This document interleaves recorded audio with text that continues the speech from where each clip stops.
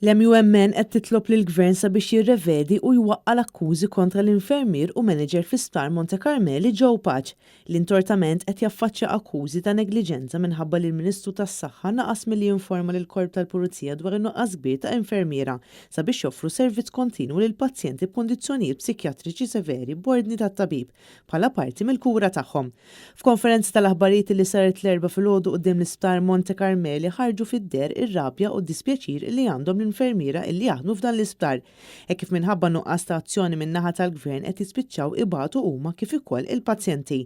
Apparti dan qed isiru wkoll akkużi fil-konfront tagħhom li mhumiex ġusti fuqhom, bl-istaff jispiċċa jaffaċċja akkużi serji fil-qrati.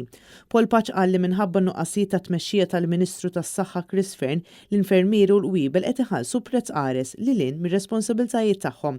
Dan hekk kif mhux ġust li jispiċċaw jeħlu l-infermieri minħabba li m'hemmx staff biżżejjed sabiex jagħtu servizz. Bħala protesta, bħala union, mhux se nagħmlu konferenza mal-Ministru dis-sena fuq Nurses Day, il-ġimgħa d-dieħla, u jekk mhux se intervjeni l-Ministru biex iwaqqaf dal-akkużi serji fuq il-konfront tagħna, akkużi li m'għandniex tort aħna ħammorru għad-direttivi. Mhux se nħallu l-affarijiet jibqgħu għaddejjin ħas-soltu għax dat induna li dejjem il-pulizija tiduru għal ħuta żgħira li huma aħna l-infermiera u mhumiex kapaċi imorru dirett fuq il-Ministru għax in-nurses qegħdin out of stock u m'għandhomx jaħlu l-infermiera li qed jagħmlu xogħol siewi bħal sieħibna Joe Paċ li qegħdin solidarji miegħu li jittellaw il-qorti imħabba tort tal-Ministru. Bosta infermieri nstemaw jitolbu għar-riżenja ta' Chris Fern, boħrajn jitolbu sabiex issir ġustizzja immedjatament. Paul Paċ iddikjara b'mod ċar li l-Ministru tas-Saħħa Chris Fern kif ukoll is-Segretarju Permanenti għandhom iġorru responsabbiltà ta' dak kollu li qed jiġri f'dan l-isptar. Żied jgħid li l-Pulizija ma kinux kapaċi jtellgħu il-qorti lil dawn iż-żewġ persuni, iżda minflok akkużaw lil ħaddiem, akkużi li jistgħu wasslu għal sentenza ta' ħabs.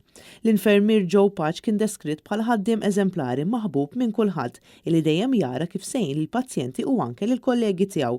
Turija ċara ta' dan kien l-ammont kbir ta' infermieri li nġabru quddiem l-Isptar Monte Carmeli sabiex jagħtuh is-sapport kollu tagħhom.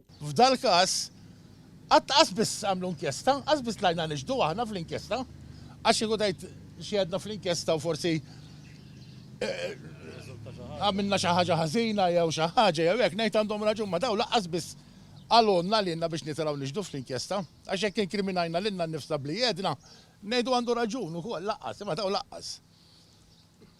U l-ispettor mal-formali kif qalilkom Pawlu għalli ħadd iġu akkużati għandkom massimu ta' 9 snin ħabs.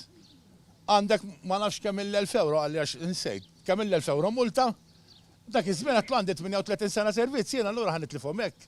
Paul Paċ qal li l-MUMN mhux se tieqaf tagħmel pressjoni sakemm issir ġustizzja u ma jiskludix illi jittieħdu azzjonijiet industrijali fl-isptarijiet kollha.